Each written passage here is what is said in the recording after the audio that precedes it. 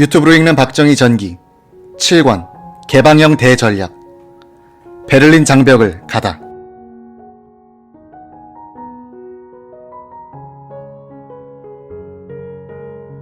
(1964년 12월 10일) 낮 함보른 광산회사를 떠난 박정희 대통령 일행은 데마크 제철 회사를 방문한 뒤 석탄, 제철 공업의 중심지인 노르트라인 베스트팔렌의 주지사 마이어스 부부가 지최한 오찬에 참석했다. 박 대통령은 이날 오후 4시 15분 뒤셀도르프 근처의 로아우젠 비행장에서 팬 아메리칸 항공사 소속의 베를린행 여객기를 타고 약 1시간 반 뒤 북독일 평원지대에 자리한 서베를린시 템펠호프 공항에 도착했다. 서베를린은 제2차 세계대전 후 소련이 점령한 동독에 둘러싸여 지리적으로 소독과 격리됐다. 동독 주민들은 낮에는 서베를린 지역으로 건너와 일을 하고 저녁이면 동독 지역으로 돌아가곤 했다. 빌리 브란트가 서베를린 시장으로 재임 중이던 1961년 무렵 동독 주민들이 서베를린을 통해 탈출한 일이 잦아 인구 공동 현상이 심화됐다. 체제 붕괴의 위험을 느낀 동독 당국은 1961년 8월 20일 일방적으로 총 연장 50km의 콘크리트 장벽을 세웠다. 서베를린 공항에서 박 대통령은 브란트 시장에 베를린의 문제점과 업적을 보일 수 있는 기회를 가진 것을 기쁘게 생각한다는 환영사에 대해 이렇게 답했다.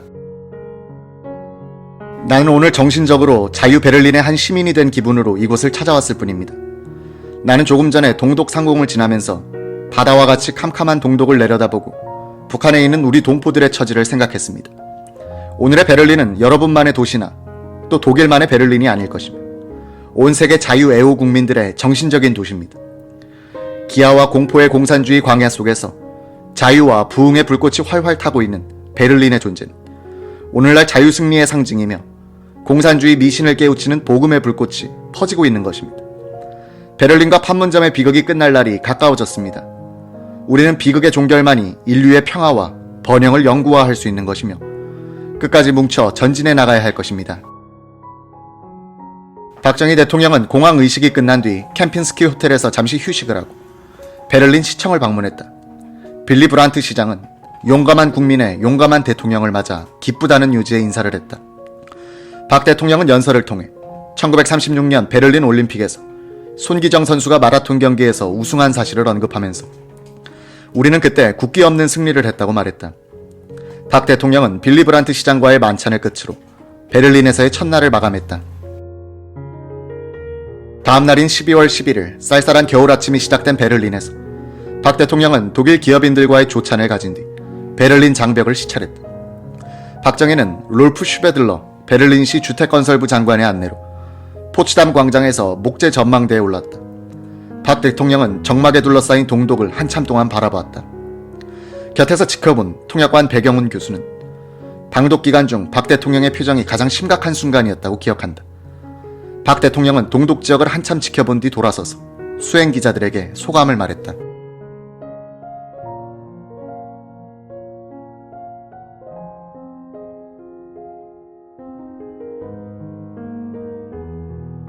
나는 오늘 북한을 보았습니다. 한국에서는 결코 북한을 볼 수 없으나 오늘 동베를린을 통하여 북한을 봤습니다. 이곳은 자유 베를린시가 평화와 자유를 위해 얼마나 수고했던가를 역력히 나타내주는 곳입니다.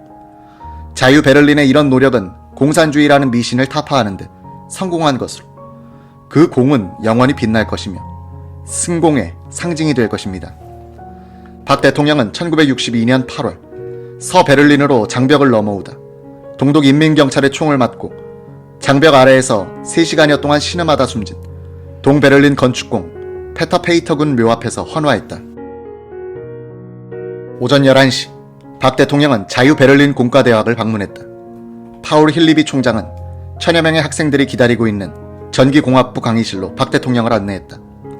박 대통령이 단상에 오를 때 서독 학생들은 박 대통령을 환영한다는 표시로 책상을 쾅쾅 두드리며 우 하는 소리를 질렀다.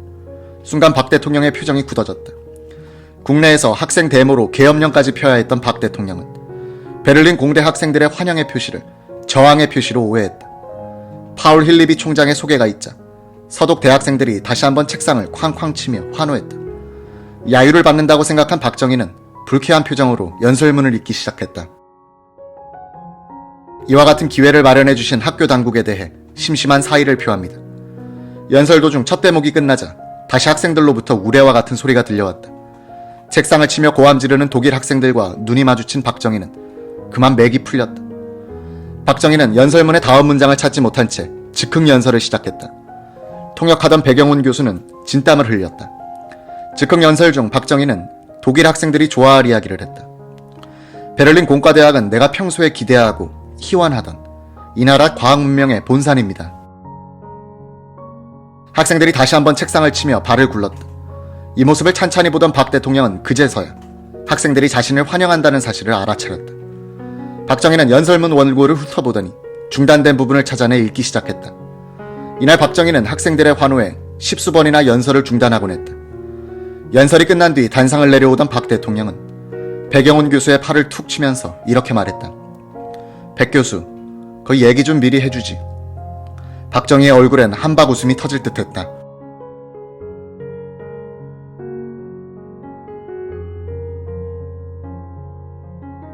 (1964년 12월 11일) 박 대통령 일행은 베를린 공과대학을 방문한 뒤 지멘스 공장, AEG 전기 공장, 독일 개발협회를 방문 시찰했다. 이날 박 대통령은 철강 산업의 실상을 직접 눈으로 확인했다.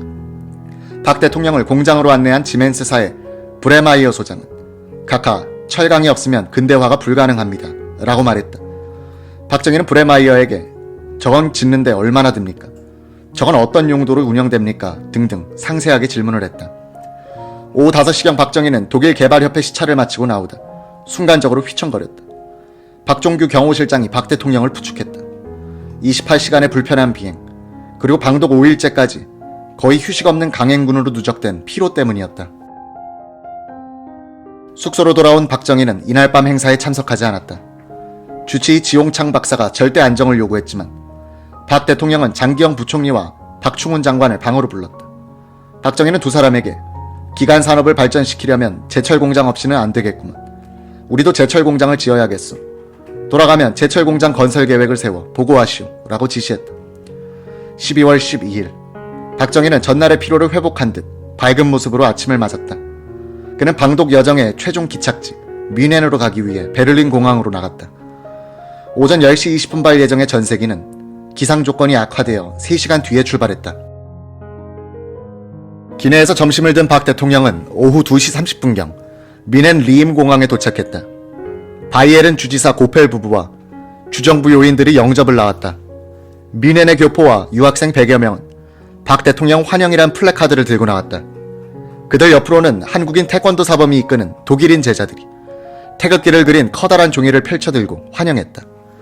박 대통령은 고펠 지사의 안내로 뮌헨의 비어야레스 자이텐 호텔에 들렀다. 이날 오후 4시부터 호텔에서 유럽, 아프리카 공관장 회의가 열렸다. 휴식할 틈도 없이 박 대통령은 이 회의에 참석했다.